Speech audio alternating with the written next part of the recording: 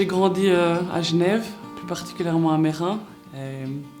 Mon père faisait partie d'un comité de foot, le comité du FC Meyrin, et tous les week-ends on devait aller voir le match de la première équipe.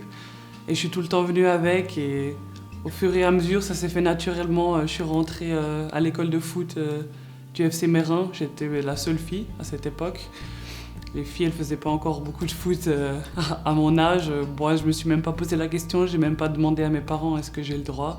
C'est venu vraiment naturellement, et jusqu'à l'âge de 15 ans, j'étais la seule fille dans tous les tournois, dans toutes les équipes, dans tous les matchs. Et au début, les joueurs adverses, ils se moquaient de moi et de nous, parce qu'ils disaient « Ah, vous avez une fille, vous allez perdre, blabla ». Puis à la fin, c'était les premiers à venir me féliciter moi et nous féliciter nous.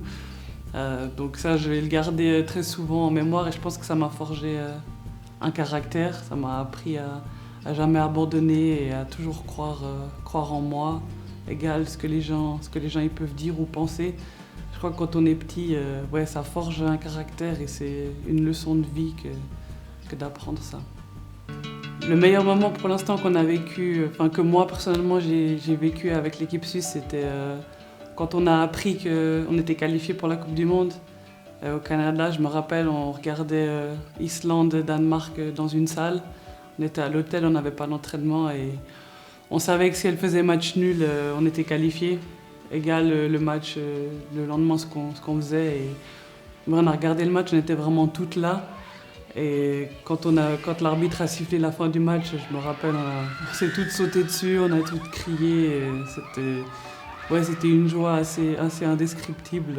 On savait qu'on allait aller pour la première fois de l'histoire du football féminin suisse à la Coupe du Monde, et ça je n'oublierai jamais. Le regard des filles, la joie qu'on a pu montrer, c'était vraiment waouh. En tant que groupe, en tant que personne, c'était vraiment un super moment à vivre. Je crois que ce qui m'a fait devenir capitaine, c'était aussi par rapport déjà à la position. En tant qu'arrière central, on est au milieu du terrain, on voit tout, on a le jeu devant nous, donc c'est plus facile aussi à diriger les autres, à les aider, à les coacher. Après, peut-être par rapport à ma présence, que je suis grande, un peu forte, donc ça fait aussi un peu, entre guillemets, peur à l'adversaire peut-être. Donc c'est ce qui fait que pour l'instant j'entre en premier sur le terrain, et c'est une immense fierté de pouvoir emmener cette équipe, de l'avoir emmenée à la Coupe du Monde, et de pouvoir l'emmener à l'Euro cette année. C'est vrai que c'est pas facile, on a beaucoup de personnalités dans l'équipe. C'est pour ça que je me considère plus comme un leader sur le terrain, comme quelqu'un qui abandonne jamais, qui donnera toujours tout, qui sera toujours motivé à l'entraînement ou pendant les matchs. En dehors du terrain, où on est plutôt 4, les leaders entre guillemets, avec Lia, Lara et Martina, où on gère un peu tout ce qui est autour de l'équipe, et ça je suis contente qu'elle soit là, et je les remercie aussi.